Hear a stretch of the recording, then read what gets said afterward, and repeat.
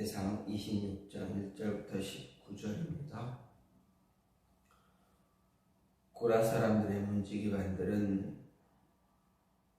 이러하니라. 아삽의 가문 중 고레의 아들 무셀레마의 아들들인 맏아들 스가랴와 둘째 여디야엘과 셋째 스바랴와 넷째 야드니엘과 다섯째 엘람과 여섯째 여호하난과 일곱째 엘여호에네이며 오베데돔의 아들들은 맏아들 스마야와 둘째 여호사박과 셋째 요아와 넷째 사갈과 다섯째 느다넬과 여섯째 암미엘과 일곱째 이사갈과 여덟째 부올레데이니.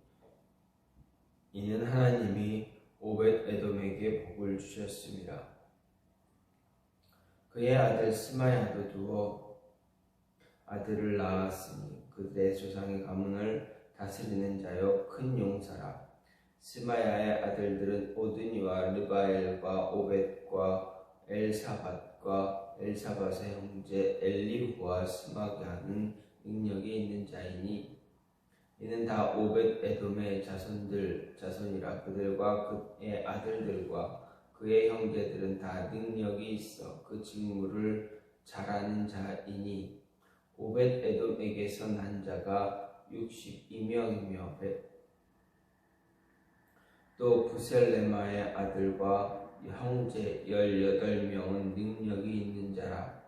무라리 자손 중 호사에게도 아들들이 있으니 그의 장자는 시므리라. 시므리는 본래 맏아들 아니나 그의 아버지가 장자로 삼았고 둘째는 hil기야요 셋째는 드발리야요 넷째는 스가랴이니 호사의 아들들과 형제들이 13명이더라.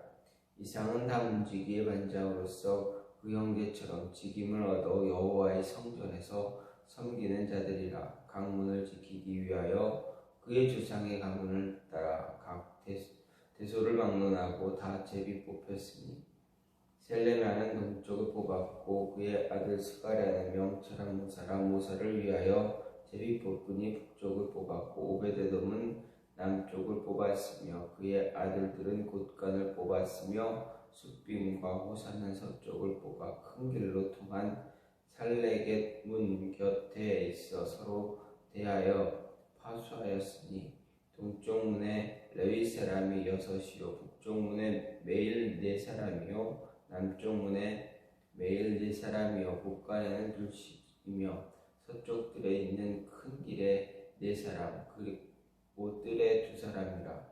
고라와 무라리 자손의 문지기의 직책은 이러하였더라. 아멘. 오늘 말씀은 역대상 26장 1절부터 19절 말씀입니다. 오늘 본문은 다윗의 종교조직 정비에 대한 내용으로서 레위인 찬양단에 이어서 이제 레위인 성전 문지기에 대한 이야기입니다.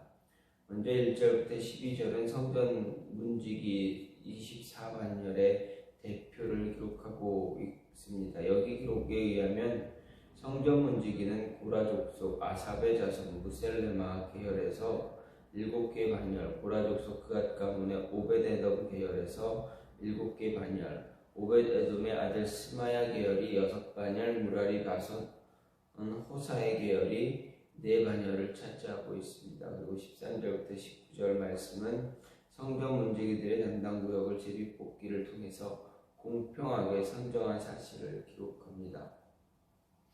여기에 기록에 의하면 문지기는 성전의 동쪽에 6, 북쪽에 4, 남쪽에 4, 곳간에 2, 낭실 서편에 4, 낭실에 2씩 배치되었다 말합니다.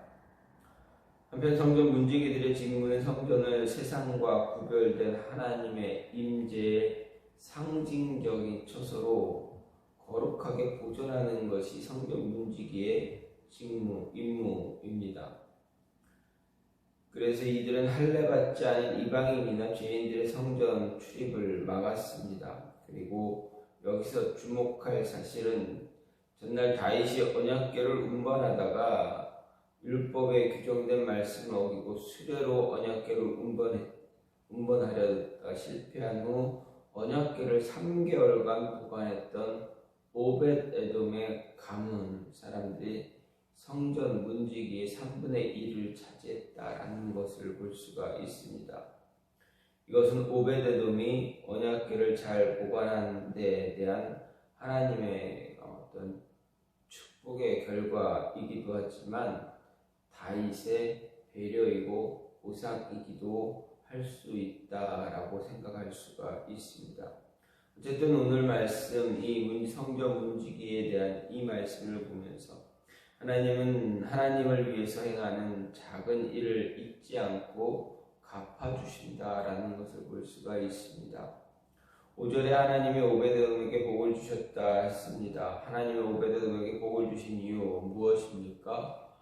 좀 전에도 말씀드렸듯이 다윗조차 힘들어했던 하나님의 궤를 그의 집안으로 받아들였기 때문입니다.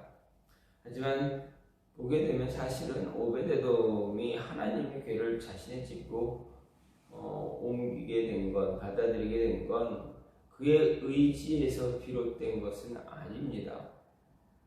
단지 자기 집에 들어오게 되는 언약궤를 어쩔 수 없이 마다할 수가 없었기 때문에 받아들였을 뿐입니다. 그럼에도 하나님은 오베데돔의 이러한 작은 행동조차 잊지 않으시고 은혜를 베푸셨다라는 것입니다.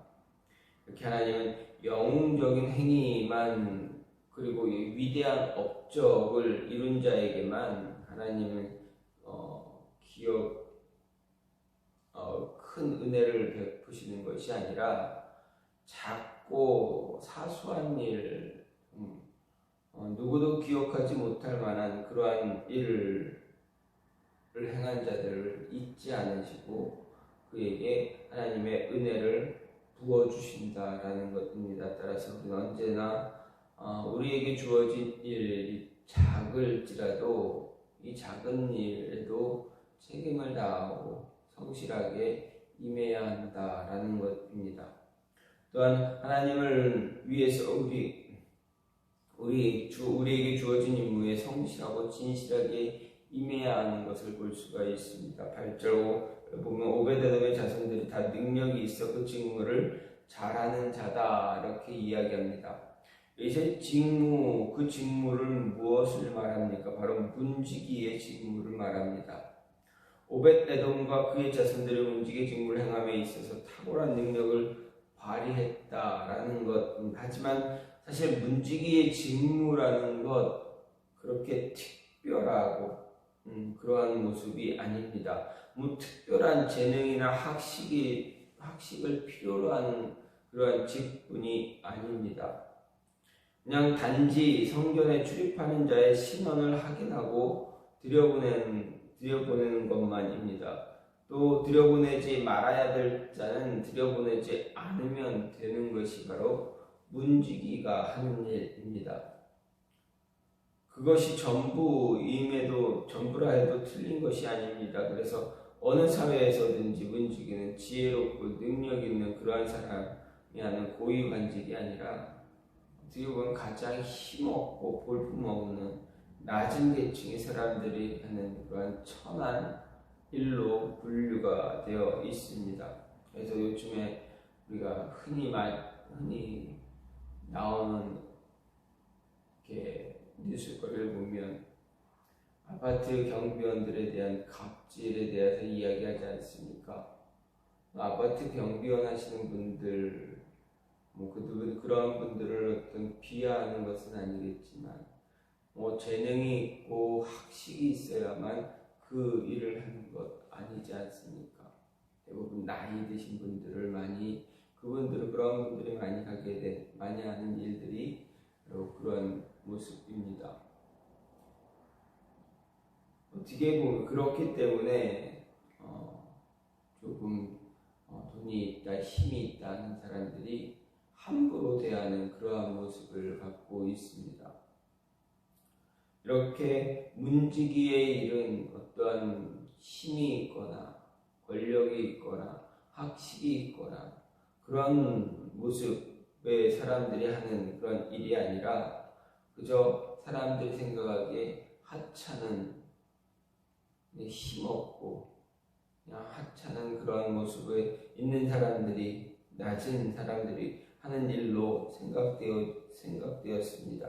그럼에도 문지기의 직무를 감당한 오벳 에돔의 자손들에게 능력이 있다 말한 것은 그들이 남과 다른 특별한 재능을 갖고 있었기 때문이 아니라 하나님을 경외하고 진실한 마음으로 성실하게 진실되게 자신에게 주어진 일을 감당하고 있었기 때문입니다.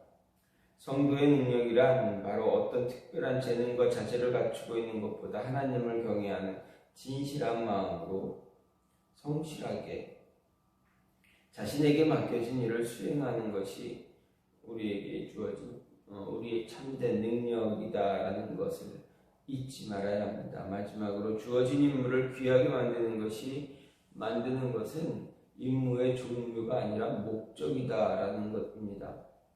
12절 말씀 보면 다 문지기의 관장으로 그 형제처럼 직임을 얻어 여호와의 전에서 섬기는 자라고 말했습니다. 이것은 이들이 얻은 문지기의 직임이 다른 형제들이 얻었던 다른 직임보다 열등하거나 첨한 일이 아니다라는 것을 말하고 있습니다. 즉 제사장의 반열을 이야기했을 때 찬양단의 모습과 문지기의 모습, 무엇 하나 찬양단이 찬양하는 자들이기 때문에 우등하고 문지기이기 때문에 열등하다라고 하는 그것이 아니다라는 이야기입니다.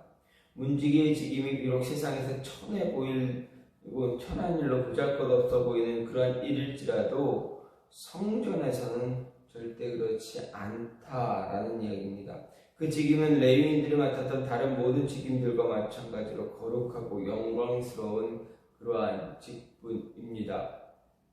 왜 그렇습니까? 성전의 문을 지키는 일 역시 레위인들이 맡았던 다른 모든 일들처럼 하나님의 전에서 섬기는 그러한 일이기 때문입니다.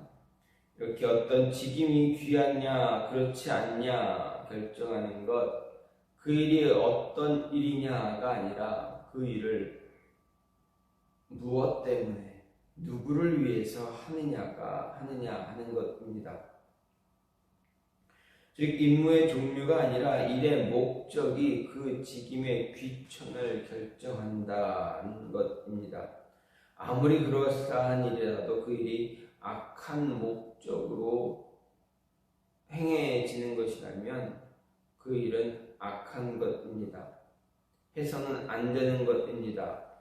하지만 아무리 천하고 하찮은 일일지라도 하나님의 영광을 위한 것이다 라고 한다면, 다른 사람을 섬기는 것이다 라면 그 일은 고결하고 영광스러운 일이라는 것 잊지 말아야 합니다.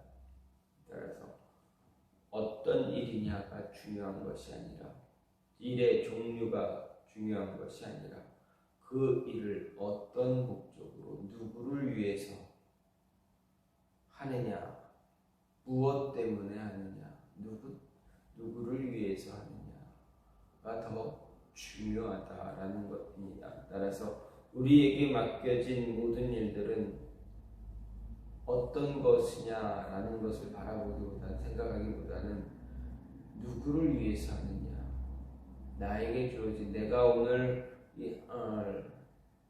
생활하면서 내가 할 일들 누구를 위해서 하는 거냐, 바로 하나님의 영광을 위해서 하는 거다라는 거 한다면, 세상 사람들이 일반적으로 생각하기에 정말 하찮아 보일지라도 그 일은 고귀한 일이다라는 것 잊지 마시고, 우리에게 주어진 임무의 종류보다는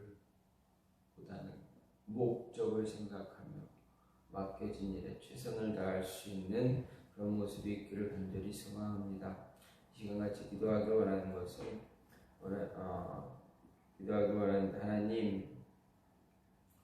하나님을 위해서 행하는 작은 일, 우리가 하나님을 위해서 하는 일임을 깨닫게 하여 주시고, 그걸 작다 생각하지 않게 해달라고, 그 일의 종류가 중요한 것이 아니라 우리가 하는 일의 목적이 중요함을, 알게 하시고, 그리고 그래서 주어진 일에 최선을 다해서 성실하게 진실하게 임할 수 있는 모습 갖게 해달라고 이 시간 같이 기도하시고, 교회를 위해서, 나라를 위해서, 가정과 자녀를 위해서 기도해 주시고,